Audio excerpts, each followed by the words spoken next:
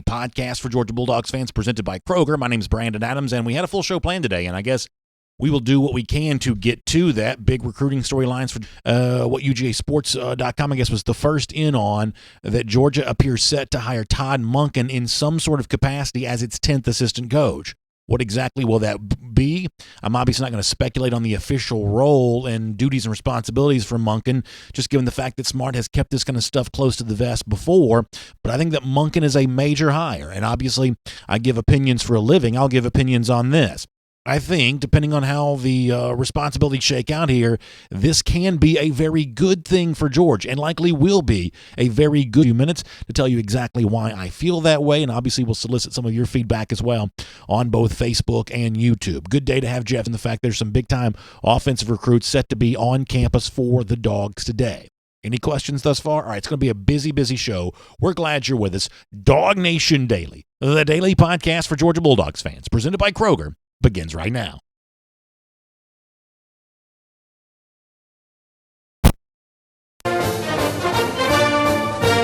Presented by DawgNation.com. This is DawgNation Daily, the daily podcast for Georgia Bulldogs fans. Here's your host, Brandon Adams.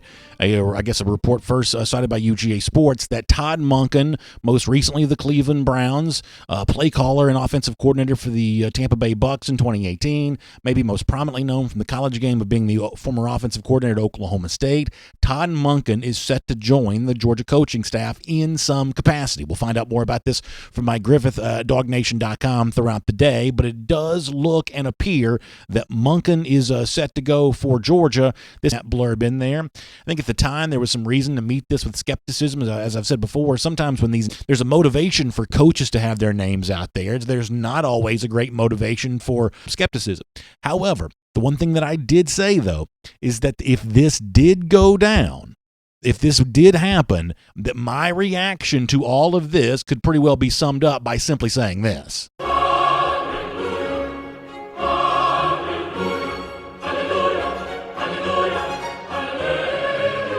And now that it appears that's exactly what's going to go down, as Mike Griffith is reporting for DawgNation.com, I got to tell you, I'm thrilled. I'm ecstatic. And I think that Georgia fans ought to be there as well. And I'll go back to one of the quotes that I first mentioned when all this kind of came up, of one of the reasons why, if it was Monken, I would really like him. It was something that he said to the Tampa Bay Tribune when he was first hired as Bucks assistant back in 2016. Now, he wasn't play caller back then. I guess he didn't become the kind of true traditional offensive coordinator until 2018. By the way, pretty good numbers for the Bucks that year, by the way. But upon being hired as an offensive assistant for Tampa Bay, here's what he told the Tampa Tribune about his coaching philosophy. Does this not sound like exactly what Georgia needs a whole lot more of? Monken said then, "I like having fun. I don't know why it has to feel like such drudgery all the time. Can we just please, of all like the catchphrases, the do mores and pressures of privilege and everything else that Georgia's had going on for the last couple of years, big team, little me. Can I get a motivational T-shirt that says it doesn't have to feel like drudgery? I don't know that there's any phrase that Georgia needs emblazoned across its football office more so than that, especially when it comes to the offensive side of the ball. But that's what Monken said about himself and his own philosophy going back to 2016. He says, who needs more 5-yard plays? How can we be explosive? That's what the game is about, man. People like big plays. I like big plays. I mean, I wish I could eat this quote. I love everything. We'll get into the various potential capacities in a moment. But if this is indeed the direction that Georgia's going, bringing some of that vibe, some of that attitude into the program, I think that's absolutely a really, really good thing. Because the one thing that the LSU season this year shows us, and I'm going to be very, very careful over the course of the next few months, really, if LSU is so outsized. It is such a curve wrecker in terms of, what typical expectations should be. I think that's actually an unfair expectation to put on Monken. But to bring up Brady for a moment, what Brady shows you is that coaching matters. You're talking about an LSU team in 2018 that's like top 50 in offensive efficiency. Brady, really essentially the only major change that organization makes from one year to the next. They go from like top 50 to number 1 overall, number 1 with a bullet at the end of the year, just because at least what looks to me to be an incredibly accomplished coach and a terrific teacher of the game for the people here at this level. And as I've said before, I'm a big fan of Joe Burrow, but if I'm going to bet on success for someone at the NFL level moving forward, I'm going to bet on Brady as the Carolina Panthers offensive coordinator more so than I'm going to bet on Joe Burrow, the quarterback, because I saw Burrow before Brady. Hey, even if Monken, if we were to assume for a moment that he's in some sort of passing game coordinator type role, if we just make that assumption for a moment for the sake of conversation, he doesn't have to be as successful as Brady to make Georgia incredibly, incredibly successful, because this is, after all, still the number one, defense essentially in the country in terms of on paper coming back. Led the nation this year in points allowed, bring back a lot of major league talent on that defensive side of the ball. You just need to be a little bit better offensively. You just need to be a little bit better, and you have a chance to do some really big things on video. And I realize podcast radio, this may be older news to you by the time you hear that. 90-something% of the people who listen to the show listen to it later than live, but I do have to admit, Todd Monken set to be hired by Georgia as an assistant coach. That's the news that's out there, and the big question that looms for us on that is, what will that role be? What will those duties and responsibilities be with the Georgia offense this season? I think most Georgia fans probably have felt the same way. For as frustrating as all of this has been for most of us most of the year, it's not as if Coley doesn't bring some value to UGA. He's a very respected coaching name. If he was on the open market for lots of roles, lots of responsibilities, lots of titles, James Coley would have no shortage of job opportunities were he to leave Georgia, primarily because he is such a good recruiter. So welcoming in Monken, I think in some form or fashion, that's probably a pretty good situation. But just given the gravitas that Monken possesses, the fact that he has called plays for the NFL before, the fact that he has kind of a distinguished resume as a college offensive coach, like that would look. And by the way, I guess it's also fair to say, just given how nondescript Smart was a year ago about hiring Coley in the first place and hiring Dan Lanning a lot, I mean, this is at least a possibility. There's a very good chance that he doesn't do a lot to distinguish how, one works with the other or who answers to whom. I could see Smart kind of playing around that a bit. I could see him attempting to downplay that. Smart wasn't the only big-time SEC coach within the last year to kind of downplay the roles of assistant coaches and kind of, essentially, line is, if Monken's Kirby's guy, then I think Georgia fans ought to celebrate that, because even if he only brings a small dose of kind of what he's been famous for, I think it gives the Georgia offense a lot more of what it might need. I think it gives the Georgia offense a lot more of what really separates it from the teams in the SEC. You could argue and say are still ahead of Georgia. Teams like LSU, maybe even still Alabama. We'll find out more about that when these two teams play head-to-head in September. Certainly national programs like Clemson and Ohio State. For Georgia to have a little bit of what Todd Monken's been famous for, a little bit more of a pass happy, a little bit more of kind of an aggressive, you may even call it an air raid type style, a little bit more of that with what Georgia already has, good offensive lines, good running backs. A moment, and Jeff will share some of his thoughts on this. I also want to kind of break with traditional protocol here on DawgNation Daily. I want to squeeze in a couple of your comments on this too. Those of you watching live on video will give you the first chance to react, and if you're seeing this later on, you can obviously pop in and be a part of this on Twitter. Just reach out to me at DawgNation Daily for a lot more on that. Let me do a couple Facebook comments on this. Looks like Georgia's set to hire Todd Monken. I think this is good news. All right, let's see what's going on here. Somebody with his experience. But we shall see. We shall see. Joel Moody asking Terrence Edwards what he thinks of the hire.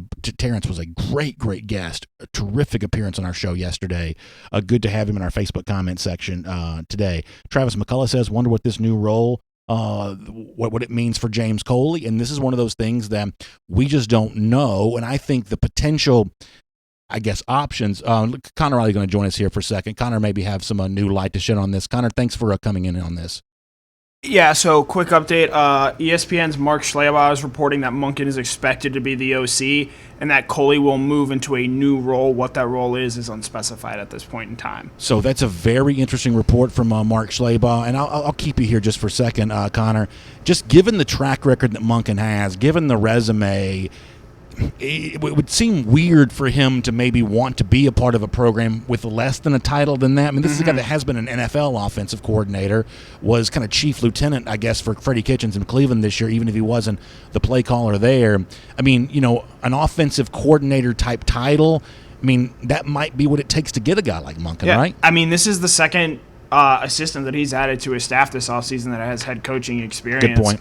Monken was a head coach at Southern Miss before taking the Bucs offensive coordinator job. One thing to sort of know about Monken, he is very much a Chris Godwin and Mike Evans at the wide receiver position, but he was working with Ryan Fitzpatrick and Jameis Winston, who aren't exactly all pro players. Big numbers got put up there for a while anyway. Right. No 30-30 season, but I do think this is going to be a much more vertical passing attack, and sort of that is what you can expect to see with mention that. And, I do believe that what Georgia needs here is just a little bit more of what Monken brings to the table. I hope this is not a wholesale change and Georgia becomes like Stillwater East. That's not what I want to see Georgia become, because I do think that's getting away from what works in the SEC. But when you look at what Lane Kiffin brought to the table at Alabama, when you look at some of what LSU used this year, although admittedly they were a lot more spread than not, to still incorporate running backs into an offense that makes you fear it vertically, that to me is the recipe for winning in big-time college football. And if you don't have both those elements, in other words, if you're only vertical passing game with no running elements,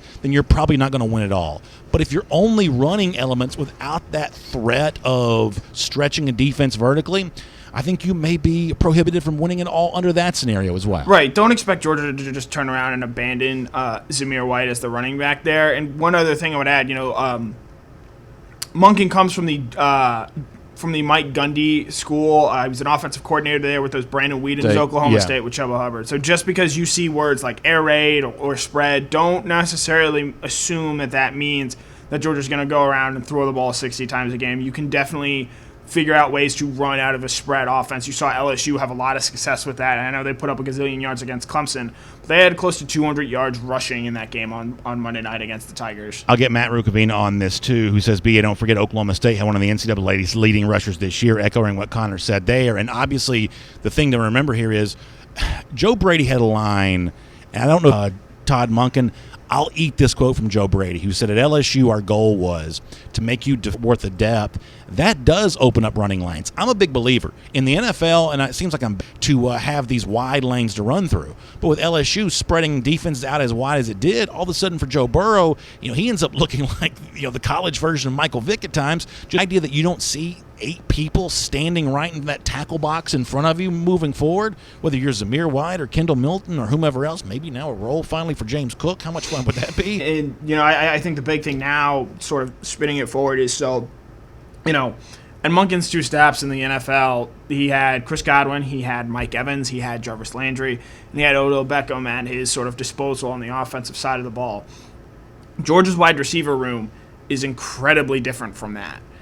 Yes, George Pickens is someone to be very excited about, someone who obviously has a lot of pro potential. I think if Dominic Blaylock is able to be healthy next year, which is a big spring, there's not a lot of great depth at this position. They're going to wait and see what they get from those 4 fantastic freshmen they have coming in. But there's going to be, I think now with Monken, a raised level of expectations for probably 2 or 3 of those guys to really make meaningful contributions as freshmen this year. But one of the things I've always wanted from a guy like this, Monken, who has some experience in the Big 12, the one thing, rarely elite wide receiver recruits. Like Oklahoma gets the top, pick of the litter when it comes to wide receivers, but in the Art Briles era, that's not what Baylor was getting. Right. That's not really what TCU was getting, it's not back what Oklahoma then. State was getting. It's not. And I realize they're playing against Big 12 defenses, so it's a little bit easier to put up those big numbers. I do understand that. But possible to actually coach a receiver open, you don't necessarily have to have 5 Randy coaching philosophy or that offensive play calling style that found a receiver more open than he otherwise would have been. You see this in basketball all the time. Set a screen for somebody, let him come off the screen. All of a sudden he's open for a shot opportunity. It's a very interesting hire, and I actually sort of think it's Kirby. I know on Monday Nick Saban had some comments about adapting towards the game, and a lot of Georgia fans assumed he was taking a shot at Kirby. I don't think that was the case, but I do think it is Kirby sort of listening to keep up with the rest of the college football world. Let me say one more thing, and then I've got to take care of some business because we are running away. We're way late. Got Jeff Sentell here. And listen, I got a Georgia T-shirt on today. I got Eddie on the desk. You can take this with a grain of salt and say this is just a Georgia fan. Should be totally disregarded. If you're the rest of the country, you better hope Kirby Smart doesn't figure this out. You better hope that he stays stubborn. You better hope that he stays committed to a style of offense that has, resulted in kind of, meager end-of-season results the last couple of years. Explosive plays per game.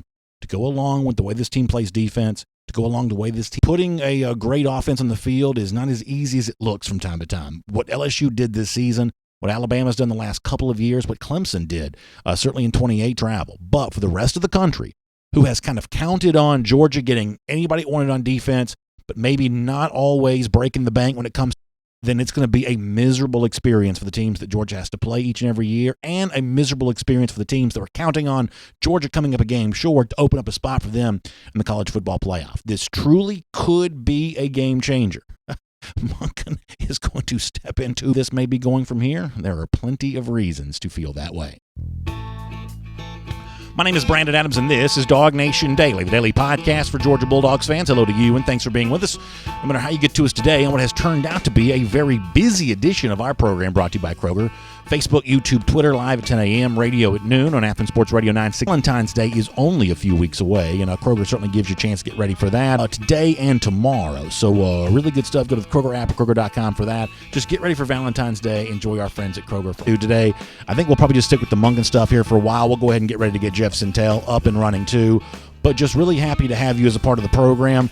One of the things I will do with Jeff here in just a moment on what has turned into be kind of a sort of a weird addition to our program. It is a huge recruiting weekend for Georgia. So obviously I want to, how would guys like that view the move of Todd Monken? And, we'll also give Jeff a chance to speak to the James Coley part of this of if Coley does remain at UGA, if, as ESPN's Mark Schlabach has reported, Todd Monken will now be in the offensive coordinator role, then, what that means for Georgia and its recruiting for a living. I welcome Todd Monken, but welcoming Todd Monken does not mean for me pushing James Coley out the door. This is one of those, and both situations, if you can possibly get it, because I think that Coley's got a lot of value to this program.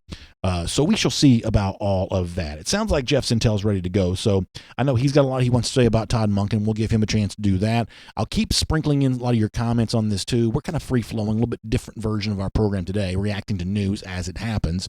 So good to have you with us. Let's talk to Jeff Sentell here on DawgNation Daily, presented by Kroger.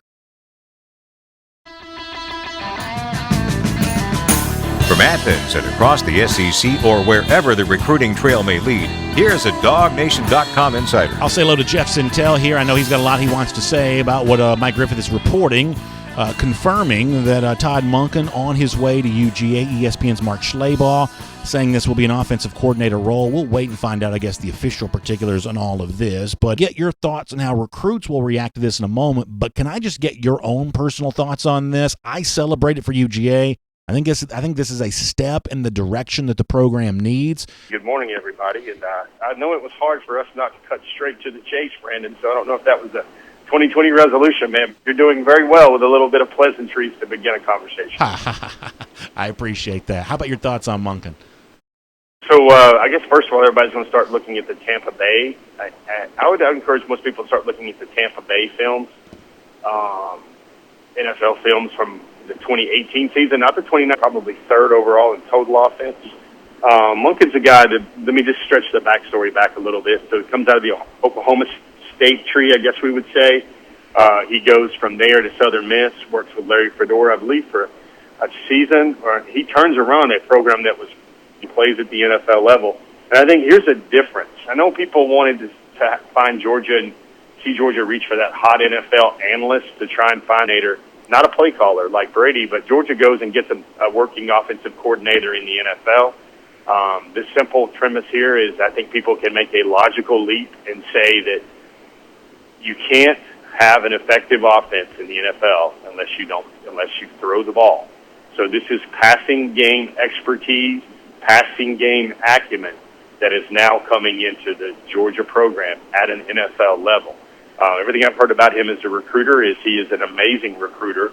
How he will be able to teach and develop the quarterbacks already on in the program is going to be very I think the crux of the matter is simply this. Todd Monken will be able to get into Kirby Smart's ear in those staff rooms and those meeting rooms, bulletproof, and it will be right. Now it's up for Kirby Smart to decide whether some of this air raid headline stuff you see everywhere is actually going to be one of at the beginning there, Jeff, is something I've talked about a lot, that for the perfect hire for Georgia, if it's looking to upgrade its offense, it's got to be about more than just coaching acumen. This is the right thing to do, and this is what we need to do here at Georgia, and have Smart be willing to listen to that. Because Smart, I think, can be, I'm not in private rooms, he's been taught to do them. That's probably not a very easy conversation to have. But for a guy like Todd Monken, who's been in the NFL the last couple of years, even if you want to cite the experience in Cleveland as an unsuccessful stint, that's still a pretty impressive line on a resume to be kind of chief lieutenant for a head coach there with an organization like the Cleveland Browns and NFL team, even if the overall year was obviously not one worth to do things like this. This is what we need to do and have a conversation. That's the exact way to look at it. I mean, I'm sure Georgia's run game will still be very principled, and it'll still be a major core of what Georgia does. But I think now, you just look back to what you saw these things. All of these things are important now. And if you want to look at a cause and effect relationship, look at Jameis Winston, who, when he had lots of weapons around. And, I think this is a day that probably the receivers that were just signed by Georgia are cheering and celebrating. And I think it's a day that a lot of the quarterbacks in the room, even gravitas, maybe even the way they go about attacking defenses or putting in a game plan, I think all this is going to have a lot more bass in their voice and a lot more oomph behind their words. Especially now you have a schematic and you have a personnel upgrade for Georgia as well. Look what they've done in the quarterback room. Look what they continue to do at the wide receiver position. I think this is a good day for Georgia football. Let me be fair and balanced for one moment here, because I think the one fair concern that someone might have is, and I'm going to make a comparison to a kind of a different kind of offense, but still kind of a new wave approach. When Chip Kelly became head coach of the Philadelphia Eagles, that's an organization that was like leading the NFL in rushing, but not always getting those rushing yards in the fourth quarter. In other words, when it was time to control clock, when it was time to play power football, there was some concern in the NFL levels of whether or not that offense could do that. I think it's also fair to ask the same thing here about Monken at a place like Georgia. I think it's great to bring in some of those air raid principles to go along with what Georgia already does well, and for the majority of the game, those are the kinds of play calls you want. But when you're up 13 points with 7 minutes to go and you've got the football, that is the time to still play power football. And that's the time to, Kirby calls it man ball. That's the time to sort of show that you can do that, move lines of scrimmages, open up holes, run the football, grind the clock. So I do think it's fair to say, can the institution of more of these spread concepts, more of this air raid style stuff, which I welcome into Georgia, can that still also include the kind of physical, clock-crunching, time-consuming stuff that you still need at the ends of the game? I think that's a fair question, just given the way that SEC games play out, in many cases far different than what the Big 12 can look like. Yeah, I think one of the things Monken's concepts will do is it will just open things up a lot for the run game. I think it's a matter of not just when Georgia runs, but the way they try to run the football, like what sets, what looks will they try to run the football out of going forward. I just think these passing game totals, the more explosive numbers, the bigger touchdown tallies, the more effectiveness in the red zone across both scheme fronts about running the ball or throwing the ball. I think all this stuff at Georgia, Brendan, it's really simple. When Georgia recruits these players, ultimately they talk about camaraderie, play with this guy. Georgia checks all the boxes, but obviously this is what it is. They hope to be in 3 or 4 years buying their mom a house from a successful NFL-developed professional life. And what better can Georgia recruit on that level now by saying we've had a guy that's called plays in the NFL for multiple years directing our offense. 5-star quarterback for the class of 2021, Brock Vandagriff's going to be on campus for Georgia this weekend. How will he, I hate to ask you to speculate, and maybe you can do more than speculate, but how will he view a hire like this? Will a quarterback like that welcome in what we presume is a pretty significant offensive change? I mean, I know, for instance, Vandagriff view all of this. Yeah, that's a great question. Vandagriff's going to be in town this weekend for a junior day. He plays in a system at Prince Avenue Christian that definitely values quarterback play, and it's a very quarterback-friendly offense. One of the things that Brock Vandagriff does and has done so well for Prince Avenue Christian over the last couple of years is he gets the ball out quick.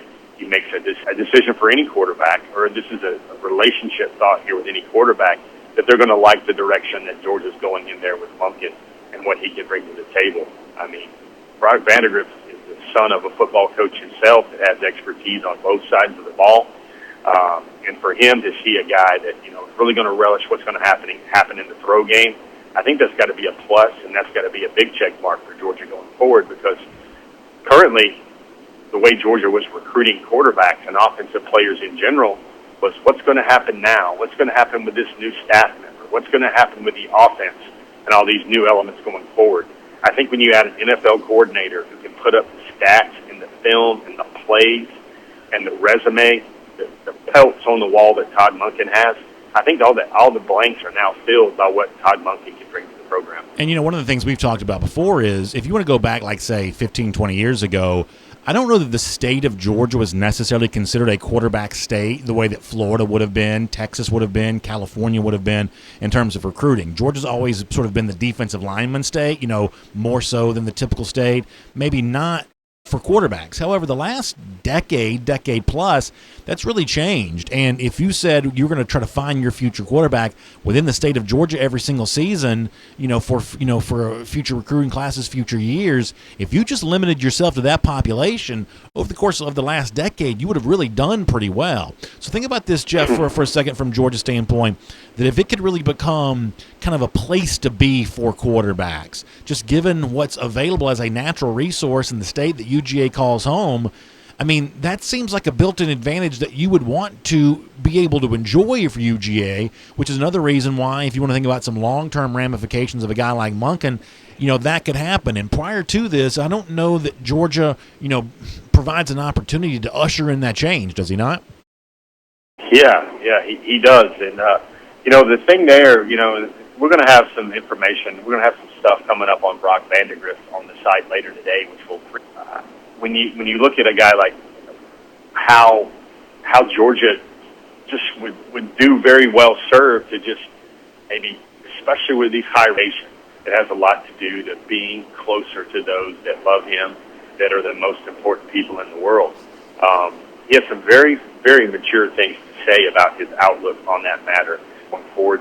They're going to have to annually add the arm that they feel is the best quarterback that they can possibly sign, yada, yada, yada.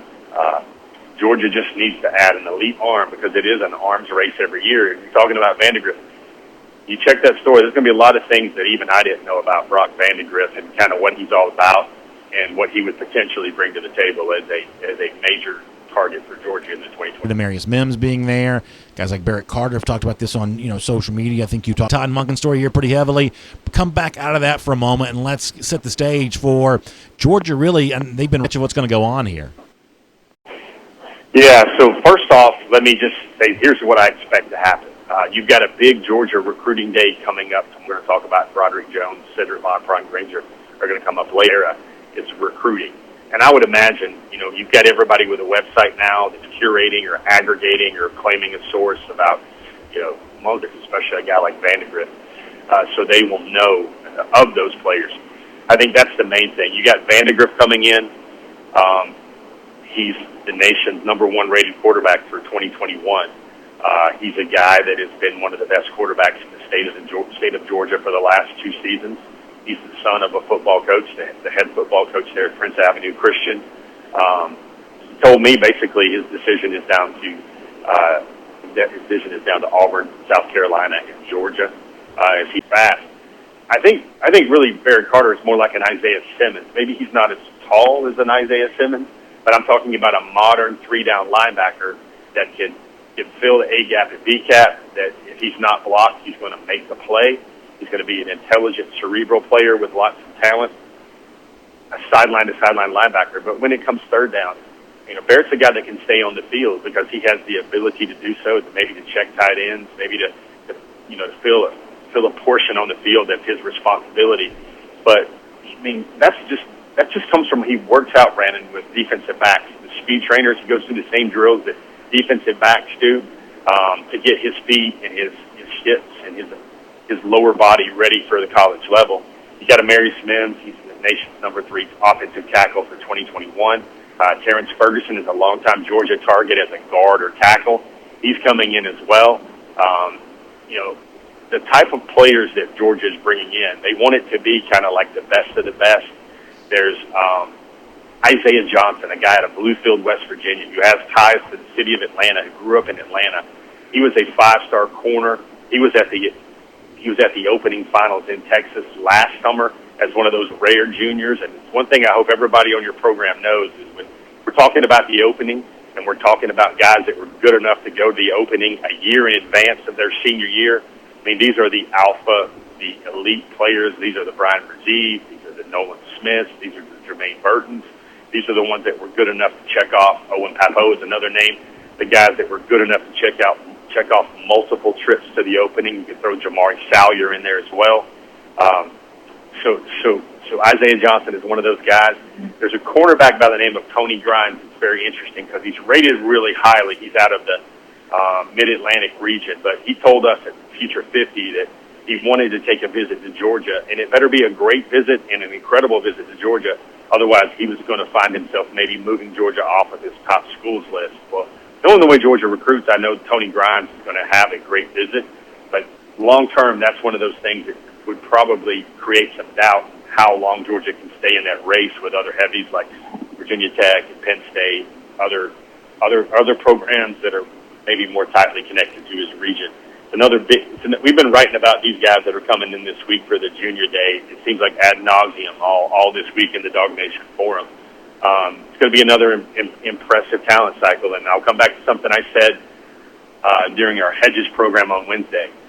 This is the time of year when Keely Ringo started really to get the fields and started to get the seeds planted for what would prosper into a signature on a letter of intent 11 months later.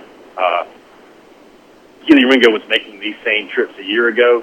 You guys didn't hear it trumpeted as much and didn't hear his name shouted in headlines at that point because he was still at that point considered very much a lean to the University of Texas. But as things go along, you're going to see a lot of these names that are there for Junior Day this weekend that will point to this January visit as something that was substantial in their recruiting. I realize it is very on brand for me to listen to you rattle off a list of names who are going to be there and then ask you immediately about a name that's not going to be there, but I'm going to do that nonetheless.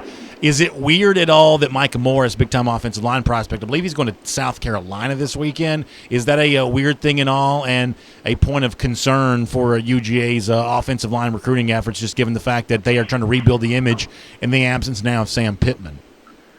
Yeah, I think it might be a little bit like, for example, the 2022 quarterback, Gunnar Stockton.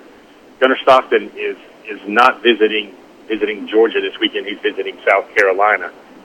There's a connection there. I think everybody's really tripping over the connection. Most people are asking me, or that have mentioned on the forum or relayed to me through some sort of social media channel, or even straight emails about, hey, did South Carolina just hire his high school coach to be an analyst in the program? And that's not the case. That Jabo Shaw is still at Rabun County. I spoke to him last night. I saw the big smile on his face at the Touchdown Club of Atlanta Awards banquet. He's still the head coach at Rabun County. It is his brother, Connor Shaw, the one that played at South Carolina, that took that job. And the other connection there with South Carolina and Gunnar is the Bobo family, because George Bobo has been training young Gunnar Stockton for forever, growing up in Rabun County. So there's a long relationship there with both George and Mike Bobo. And I bring Gunnar into the name not just because I know that Brandon always loves hearing about 5-star quarterbacks, but I think that's the same situation with Micah Morris. Micah Morris is visiting South Carolina this weekend. Gunnar's going to visit Georgia next weekend. That's the weekend when all the offensive linemen are going to be in town for the 2020 class. Gunnar's going to give Georgia a visit next weekend, and I think Micah's just going to be very loyal, because South Carolina was always the school that offered him first. And I know, Brandon, you may not like the fact that a desired target is visiting somewhere else on such a premium weekend, but you also got to admire the young man that's giving loyalty to the very first SEC school that offered him and also recruited him very hard. And I'm sure the decision was made a lot easier by the fact that his guy at the University of Georgia, Sam Pittman, is no longer there, and that's another big challenge for Matt Luke to deal with in terms of reestablishing and re-cementing these relationships to Georgia with these elite 2021 targets. All right, let me do one more thing before we let you go, because in the midst of the Todd Monken news, I don't want people to lose sight of what was a great story this morning at DawgNation.com involving Broderick Jones, the 5-star UGA commit and soon-to-be signee. You had a chance to speak to him last night. At least I say hopefully a soon-to-be signee. I guess I'm going to project on that a little bit. But nonetheless, you had a chance to talk to Jones last night. I want people to read the story for themselves. But I guess just give us a little bit of a preview of how you found Jones in the midst of kind of a frantic period of visits for him ahead of that final moment when he signs his letter of intent come February. Yeah, so he hasn't taken any officials at all. So his first one will be this weekend to Arkansas to visit an old friend in Sam Pittman. He's got 2 more planned. Georgia gets the second one next weekend. Cedric Von Pron Granger will be there. Tate Ratledge told me last night that he's not only going to be there this weekend to talk some sense into the juniors.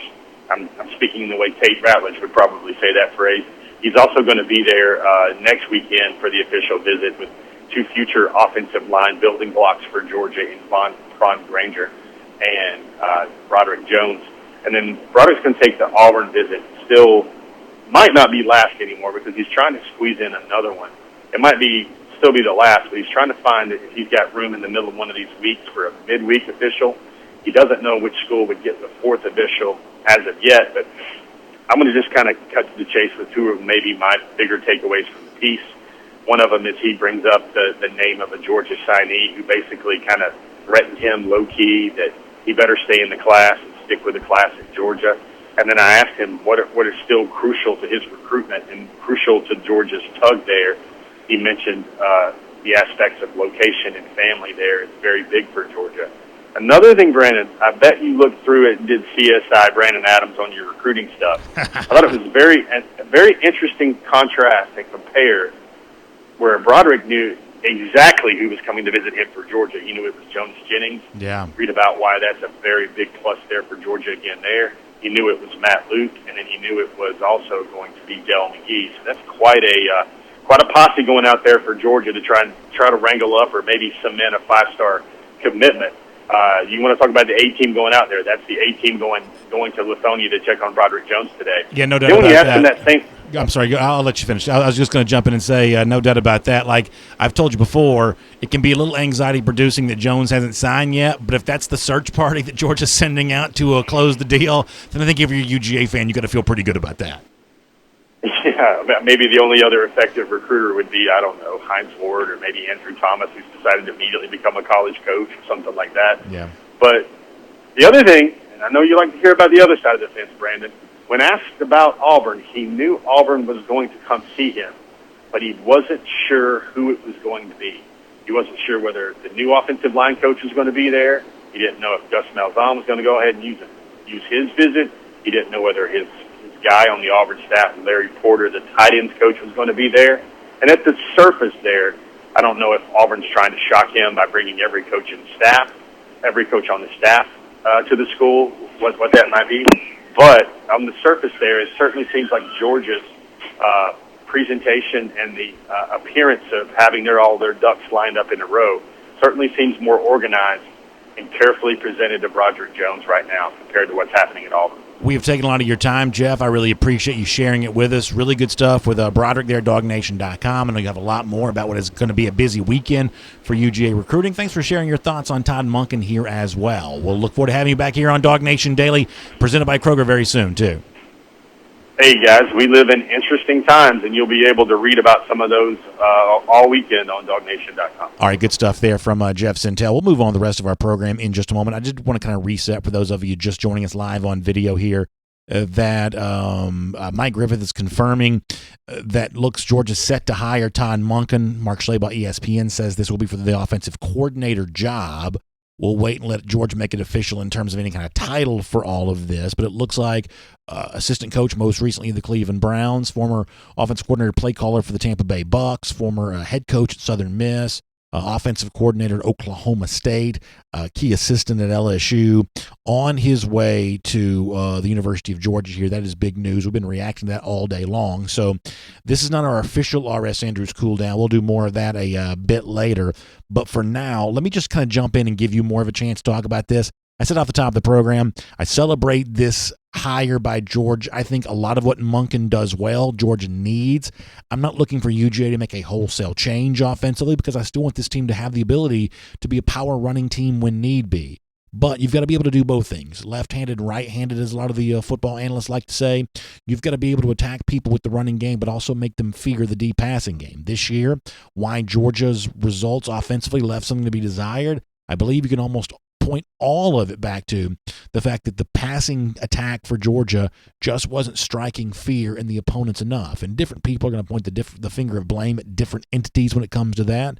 But ultimately, I'm always of the belief that in situations like this, it's the guys who make the millions of dollars who bear the brunt of the responsibility. And the Georgia coaching staff, I think in this case, just did not do enough to scheme the Georgia offense into success this season, no matter what may have been going on with the wide receivers, the quarterback, or really anything else. So Todd Monken will come in and try to bring some new ideas, a freshened approach. I think it's really hard to get fresh approach, fresh ideas, unless you bring some new blood into the building. So this probably had to be done. I, for one, hope that James Coley is still a part of the staff. I don't think you wish him away just because you bring and welcome Todd Monken in.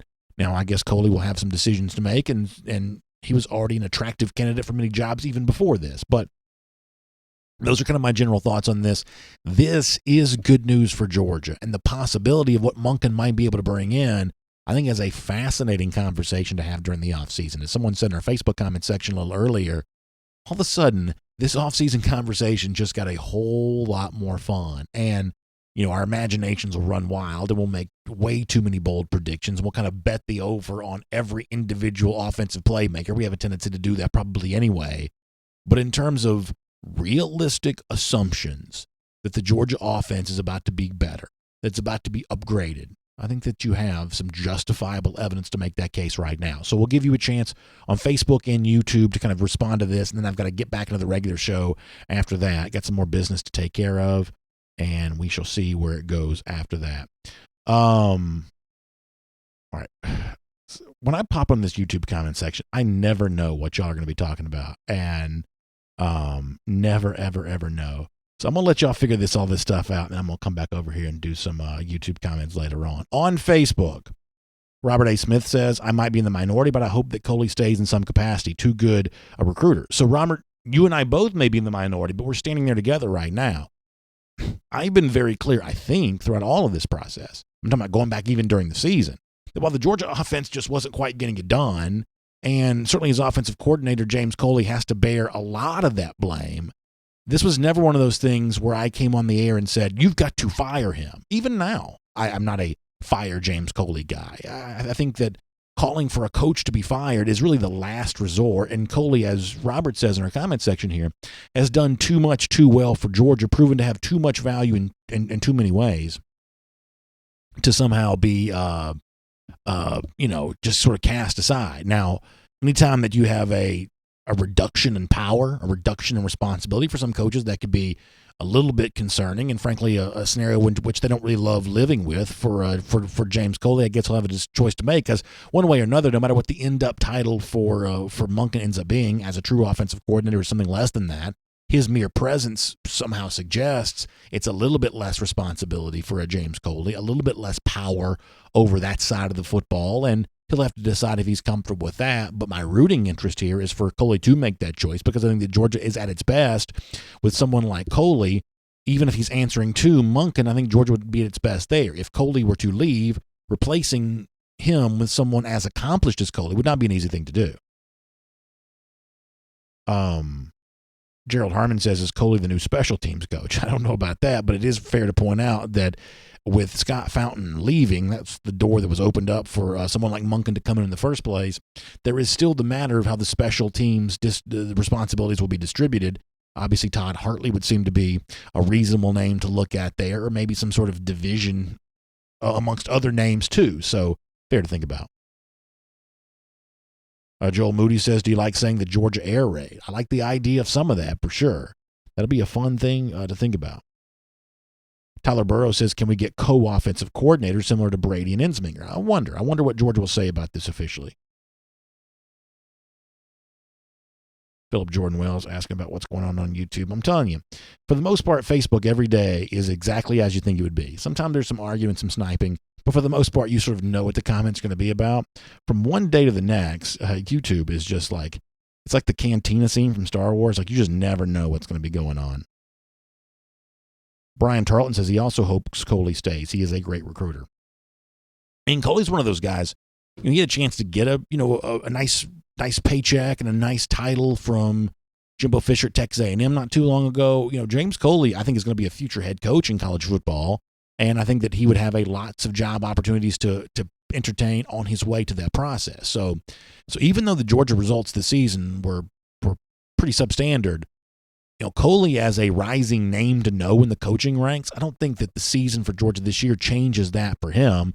Georgia just needs to be better offensively. I kind of made the comparison before the show. And I know this is kind of a corny analogy, I apologize, but like rock bands have like the lead singer, and that's a person that's, sometimes not the best singer, but just someone that's really comfortable being out on the stage and being in the forefront of everyone's eyeballs. And that's what a head coach can be. There's a lot of different ways to be a head coach. You just have to be comfortable with the attention. But there's really only one way to be a good lead guitarist. No matter if you're charismatic or not, you just got to be good at playing the guitar. That's a specific task that someone is specifically trained for. I think the offensive coordinator is kind of like the lead guitar of a coaching staff. You were there to do a specific job. You're there to call plays, design an offensive game plan.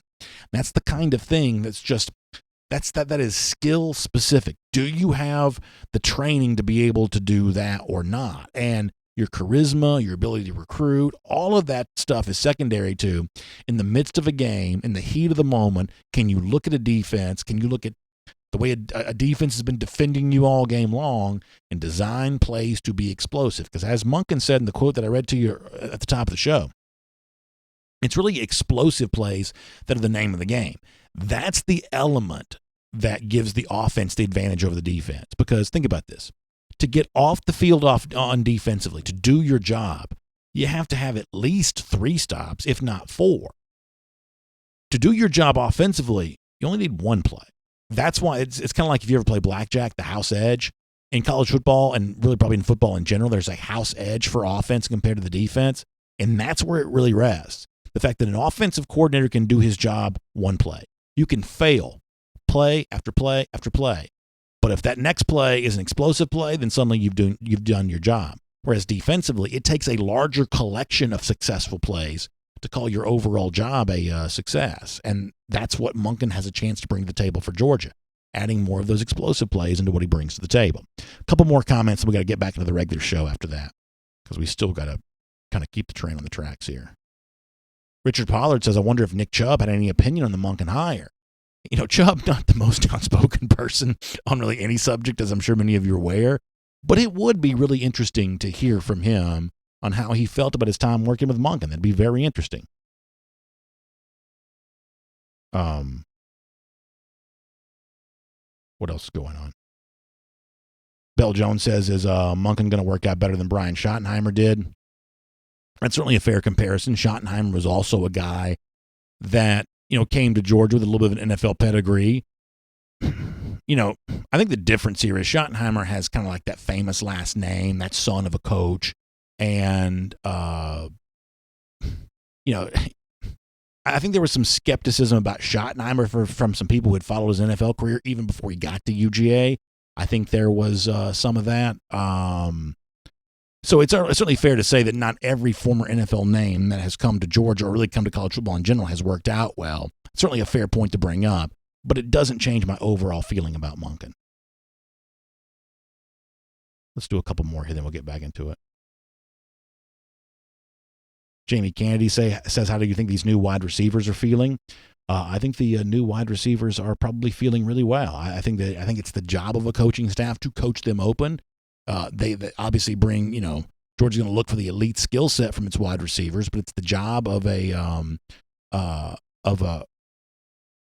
coaching staff to put those guys in a position to succeed. And I think if you're one of those incoming freshman receivers like a Justin Robinson or Jermaine Burton or Marcus Roseme or an Arian Smith, or even one of the guys currently in the roster like a George Pickens or Dominic Blaylock, I think that you probably are pretty excited here today. Yeah, I think you probably are. LEGB on YouTube says excited for the new phase of the spread offense. Yeah, I think it could be a fun thing to see. I mean, think about the end of the Mike Bobo tenure at Georgia, where he was bringing some of this to bear for UGA. There is a way to mix that with the other stuff that you have going on, and I think that's what could be a fun thing, watching here at Georgia. A blend of the kind of physical football that still works in the SEC, along with the high-powered passing attack that you may need if you want to win a national championship. I think that's really good. Eric Smith says, I'm never coming back. No, I'll always give you guys another chance.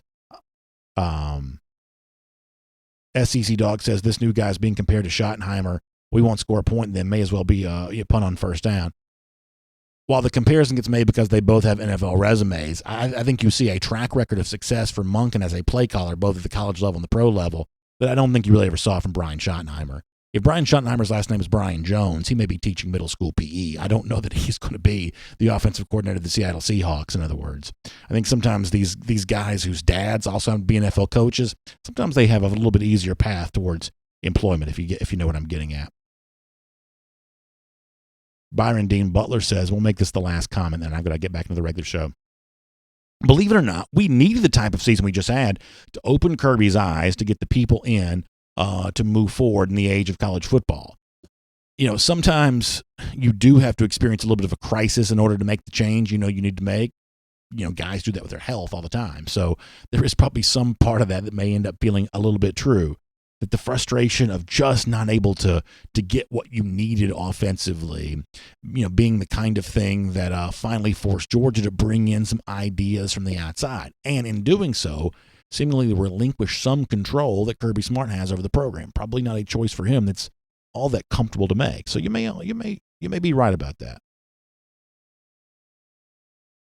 John Hendricks on the subject of Brock Vandegrift, who is on campus this weekend, and probably another one of these guys, probably very excited about the offensive moves that Georgia's making here right now. So fun time here, a lot to think about, and we'll obviously do more of your comments on this later on. Wanted to give you a chance here on a big news day to do this for now. I've got to get back into the regular show. A couple SEC stories I want to make sure I make you aware of, and busy weekend for UGA athletics coming up. So let's kind of cover all of that ground here for a moment as DawgNation Daily, presented by Kroger, rolls on.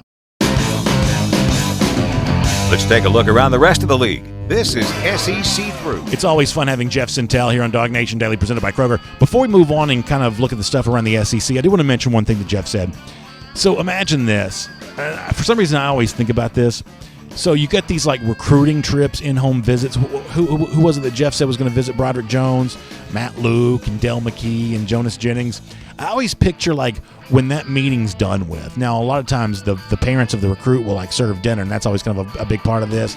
But don't you imagine there's a lot of like roadside diners for these guys in the recruiting trail, lots of greasy spoons, local barbecue joints, Waffle Houses, whatever else, where they're kind of stopping and getting a late-night meal as they drive back through the night. Sometimes they're flying, but a lot of these are sort of late-night drives back to Athens.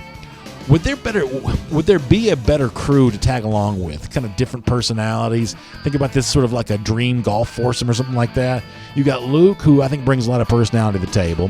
McGee, who just kind of comes across kind of a cool guy. Jonas Jennings, he's got some great stories to tell. Imagine tagging along with that trio for like a little late-night dining, little roadside diner, a hole-in-the-wall barbecue joint.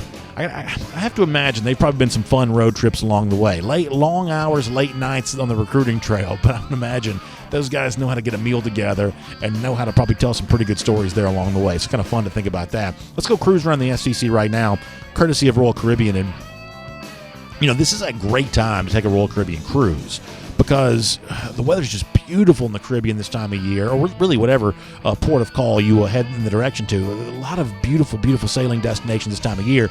But one of the most fun things about a Royal Caribbean cruise is the bold entertainment options they provide for you on those ships. I'm talking about all kinds of shows, whether it be Tony Award-winning Broadway musicals, ice skating shows, dive shows, performance drones, and on the Oasis-class ships, you also get the aqua theater shows as well, with the Olympic divers that dive into the water as the ship is still moving. It's actually an amazing feat to watch in person. You've also got great night spots, like nightclub type stuff, karaoke bars, live music, get the Playmaker Sports Bar and Arcade. It's really an amazing, amazing collection of fun things to do while you're on the ship. So you need a vacation. A Royal Caribbean cruise is the boldest vacation choice you can make. So reach out to your travel professional, book yours now, or let me recommend my friends at the Cruise and Vacation Authority. You can call them at 800-326-4971. That's 800-326-4971. And please let them know you heard about them on DawgNation Daily. All right, a couple of SEC stories to get to here for a moment. Dave Aranda, the former LSU defensive coordinator, has now taken the Baylor head coaching job. This is another big loss for LSU after having lost Joe Brady to the Carolina Panthers. You lose Aranda off the other side of the ball. Presumably he'll take one or two guys with him at least there to Waco. This is on the heels of also having 7 players declare for the NFL draft. I've said this before. If this kind of attrition is what you need to see LSU kind of disappear off the map, I don't think you're going to get your wish on that. I think that one of the things that Ed Orgeron's proven adept at doing is making assistant coaching hires, and I think he'll make a good assistant coaching hire here as well. There'll be no shortage of candidates who want a chance to manage that LSU defense and work with Orgeron at a time when the LSU brand has never been better than it is before. So I do think it'll be interesting. It seems like Aranda's personality, to the extent that I know anything about it, a good bit different than Matt Rule. So kind of a couple sort of defensive-minded hires for Baylor. I wonder how Aranda will fit there in Waco.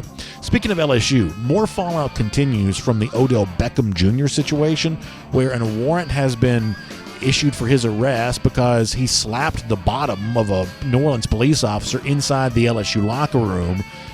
Then there was this weird kind of tug-of-war with him and the LSU band over a megaphone. So obviously, Beckham comes across through all of this looking like a total idiot. I mean, there's just no other way to say that. He really made a fool of himself in New Orleans for the national championship game. But is there something to be said here for a moment for New Orleans, the city, maybe being to blame for this? Because when you're in New Orleans, and I was there for the Sugar Bowl, it can be a pretty disconcerting experience because there are so few things seemingly illegal in New Orleans that when you do run across something that is illegal, it's almost like you forget like what the laws of humanity are, or just like the laws of just typical jurisdiction. Like the entire time you're in a weekend in New Orleans, it's almost like being, you ever played the video game Grand Theft Auto where you can just sort of walk around and do whatever you want? There's something about New Orleans that kind of tricks you into thinking that like normal laws don't apply. So you slap a police officer on the bottom, things like that. Maybe he just sort of tricked himself into, I guess, falling prey to the trap of New Orleans here. But one way or another, I don't reckon we're going to be seeing Odell Beckham in an LSU game anytime soon. I mean, there's just another video that comes out of him each and every day. And first of all, the most modern thing of all, the fact that all of this is caught on video, arguing with the LSU band, fight with a police officer, giving players money. It's like it's all videoed. It's amazing. All the stuff he was involved with, and like every single instance of it was captured on film. Here's a blast from the past. 24/7 Sports is reporting that 5-star running back Zach Evans set to visit Ole Miss this weekend. So if you're curious about his eventual destination, I guess you can add another school into the mix here. This seems like very on brand for Lane Kiffin to be reaching out to Evans at this step of the process. I guess there was at one point in time a relationship between Evans and Ole Miss dating back years ago. And Lane Kiffin apparently picked up the phone and found it receptive there at the other end. So the Zach Evans story seems to be a long way away from being done, apparently visiting Ole Miss this weekend. And then finally there's this. Cade Mays was shown in a Tennessee workout video here this week. All the SEC teams do this. Here's how seriously we're taking the offseason part of this. We're working hard. We're getting after it. And they did show Cade Mays in all of that. And, you know, the more time passes, I've said this before, I think the Mays situation stinks. I'm not going to criticize Mays for that all that much because I just don't really criticize players that much. I sort of deal with the full-fledged adults in the show more than anything else. You know, Mays is at Tennessee. That's where he wants to be. That's fine. I think it's weird that he's doing this, but if that's the direction he wants to go, that's fine. I think it's bad for college football, and I think you need less of this moving forward. But my ire here with all of this really isn't with Cade Mays so much as it is with Tom Mars, who's quoted on one of the pay sites this week, kind of fanning the flames on this whole deal even more, grandstanding. I've said before, guys like Mars will always be really, really attractive to certain kinds of sports writers because he's a very accessible source. He kind of has the whiff of authority. He's willing to give salacious quotes. The average fan sees right through this, though. I mean, the average fan sees, I think, this clown show for what it is. And whatever rules we need in college football, whatever laws we need in the country to make college football be a sport where there are fewer Tom Marses, I'm in total favor of that. I was kind of okay with the transfer stuff when it first happened, but if the ushering in of a transfer portal era means also ushering in a platform and a stage for attorneys like Tom Mars to be public figures, I want way less of that in the future. I think this is an ugly situation for college football. The fact that it kind of harms Georgia is, to me, secondary from the overall situation. I want less Tom Mars in my life, and we'll make that cruise around the SEC, courtesy of Royal Caribbean. Let me also kind of turn our attention here to a pretty fun weekend for UGA athletics. I want to make you aware of a few things here for a moment. Men's basketball tomorrow is in Starkville to take on Mississippi State, fresh off a win against Tennessee. This is a big game for the Dogs as a part of our Kroger kickoff for the upcoming weekend. So pay close attention to that. Looking forward to watching Tom Crean's team kind of try to get back on track here and use some momentum. I like the line that Anthony Edwards used after the game against Tennessee.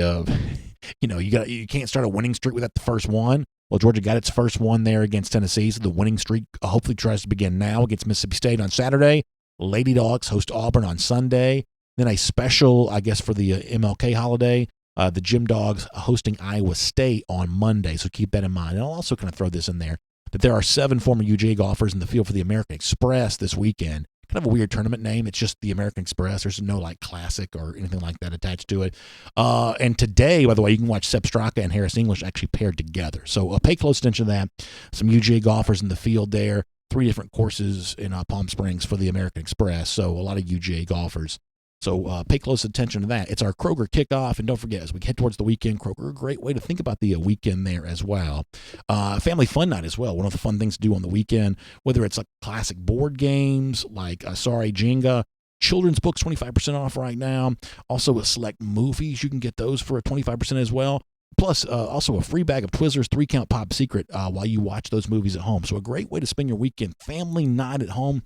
Kroger's got you covered for all of that. So stop by the store closest to you, and you can find out more about that today.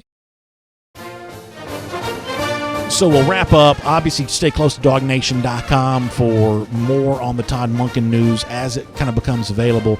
We'll continue to pay really close attention to that. I was thrilled to be able to talk about that here today and really energized about the possibilities for what that might mean for UGA going forward. I think this is going to be a really, really fun offseason of trying to figure out how those pieces fit together. And Georgia upgrades the offense, something it greatly needs to do, not just for 2020, but really for beyond, because this is a long-range story. Georgia trying not to win a championship, but be a contender for championships year after year after year. These kinds of offensive upgrades, the ones that I assume someone like Monken could help usher in, are a big step, I believe, in that direction. And by the way, as we get ready to send you towards the weekend, let me remind you, Gatorator Updater, 1,175 days. That's how long it's been since Florida has beaten Georgia. Good to have you with us here. DawgNation Daily presented by Kroger. We'll see you back here again on Monday. And on video. All right, y'all, we did a bunch of comments earlier, so if you're just joining us, I apologize, but I got to keep this kind of quick because we got some business to take care of after that on what is a busy news day. So let's give you a chance here to be quick on this, and then we will kind of jump back in, and we'll talk to you guys again on Monday. Joel Moody, excited about the possibility of a recruiting weekend for UGA. Joel, that'll be a fun thing to think about. John Gilder says, yeah, Cade Mays is going to have to block the Georgia defensive tackle and defensive end.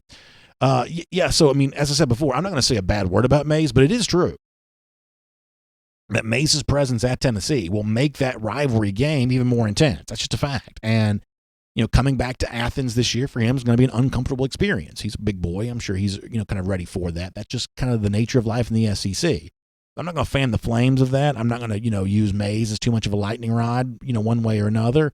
But it is just a fact that his presence at Tennessee, whether he's eligible or not, will spice up that rivalry just a little bit more. And we can all agree that the real villain in all of this is Tom Mars. Kimberly Cox with a very funny line in our Facebook comment section. Chase Smith on the subject of folks leaving the LSU program. Yeah, it's obviously a pretty big exodus right now when it comes to players and even coaches there as well. Something tells me this won't be a complete and total, I guess, is it dissolution? Is that the noun for dissolve? The program won't completely dissolve throughout all of this. Although I should have mentioned this during the regular show. Did y'all see the quote that I guess Kirk Herbstreit gave on a podcast this week where he went in on LSU and the way they celebrated the national championship game? Now, I believe that almost all of the blame for this rests on Odell Beckham. He's the one that came to New Orleans and acted like a fool. But Herbstreit on his podcast went in on LSU. Was talking about how, like, hey, this is you're trying to be more than a one-year story, basically making it sound like they celebrated so hard upon winning the national championship and so many kind of silly things that he wonders if they're going to take football seriously in future years. It was a very, very hot take.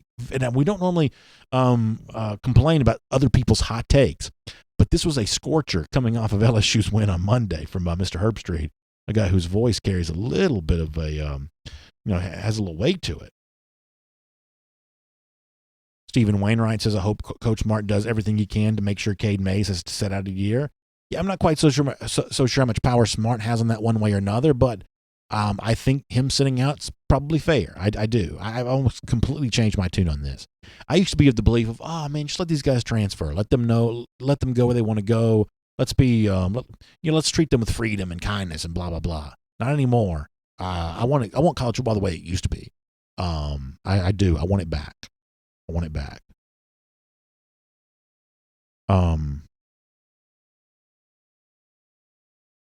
Jack Leard says Monken's potential success with Newman could usher in a new age of the types of quarterbacks that UGA will be able to recruit.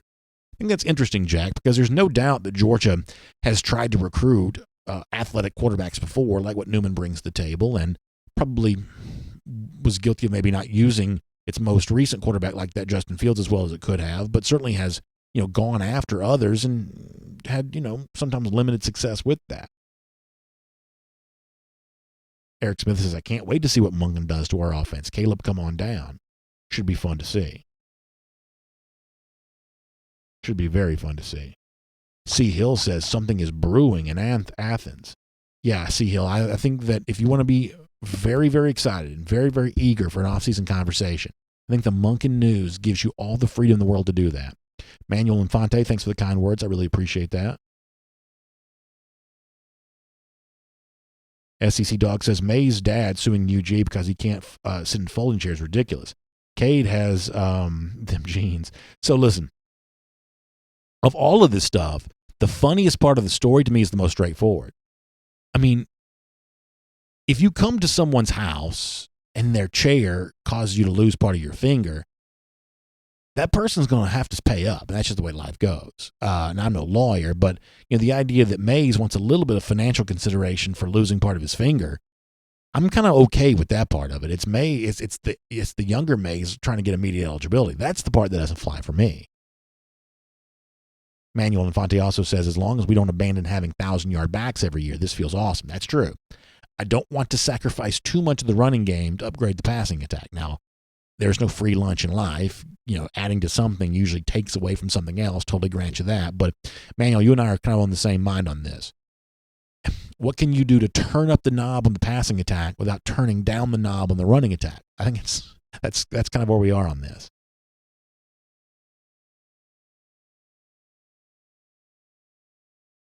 Hard Times 57 says, people think they open a can of worms when they allowed all this transferring. Wait till they start paying the players. That will be opening Pandora's box. Hard Times, I'll tell you, I'm kind of the same way. Y'all, I used to be the most player-friendly podcaster of them all. I was always about, pay the players, let them transfer, let them do what they want to do, treat them just like you treat the coaches. That's kind of always my thing. I've kind of completely backtracked on that now because I feel like that the way these rules get instituted puts the sport in danger. And now my number one thing is I want to protect the institution. Even if that means creating some rules that are kind of inherently unfair, I kind of don't care. I just want to protect the institution. And the current rules in place for college football and the way in which the pay the players thing, likeness, image stuff might be enforced, I think it puts the institutions in damage, or the institution of college football itself in damage. And I ain't in favor of that. Garrett Brooks says, just look what he did in Cleveland with Nick Chubb. Chubb still got his 1,000 yards. Mayfield was still pass happy. This is an awesome hire. Garrett, I think you're probably right about that.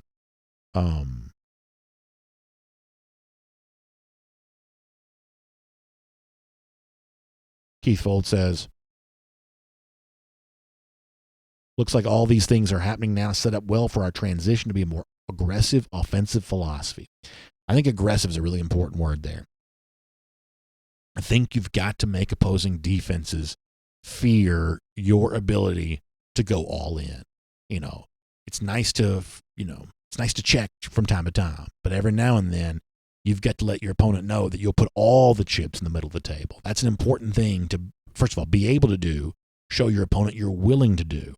Because over the course of a game, if it's not that way, it's just going to change the way they defend you. They're going to lean on you more and more and more and more. Well, imagine opposing defense on Georgia this upcoming season leaning in only to get the pow haymaker, to mix a million metaphors, of a deep throw down the field because suddenly Georgia's just more equipped to be able to do that. And ultimately, what makes someone a more effective offensive play caller than someone else? Admittedly, I kind of don't know. I think you probably have to be deep in the weeds of that profession to kind of know what enables one person to do it better than someone else. But the proof is in the pudding. Some people are just better at that job than others are. Coaching matters when it comes to those kinds of things. And Georgia may have found itself an upgrade there in that regard. So we'll follow this story over the course of the weekend. We'll come back, talk more about it on Monday. Thank you all for being here. By the way, I guess I should also shout out our friends at RS Andrews, make the RS Andrews cool down possible. Air, heating, plumbing, electric, they do all those things. It's going to be cold next week. I've been told that the high on Monday is only in the 40s. I mean, you already know this. The low is much lower. Your heating system will be used this upcoming week. Are you ready for it? And is it safe for you and your family to make it through the winter to come? Get that $99 Mega Furnace Safety Check, and you can have more peace of mind on that. I'll also remind you to check out AJC.com for Atlanta News Now. Great way to keep up with everything that's going on, including heading towards some conference championship games in the NFL. Good stuff from D. Orlando Ledbetter, the rest of the sports staff when it comes to that. Braves making some moves, getting ready for the weekend, a lot going on. Keep up with all of it. AJC.com for Atlanta News Now. Thanks for being here. RS Andrews Cool Down, DawgNation Daily presented by Kroger. Busy show for us. We'll be back here again on Monday. Y'all enjoy the weekend, everybody. For more DawgNation videos, check out youtube.com/DawgNation.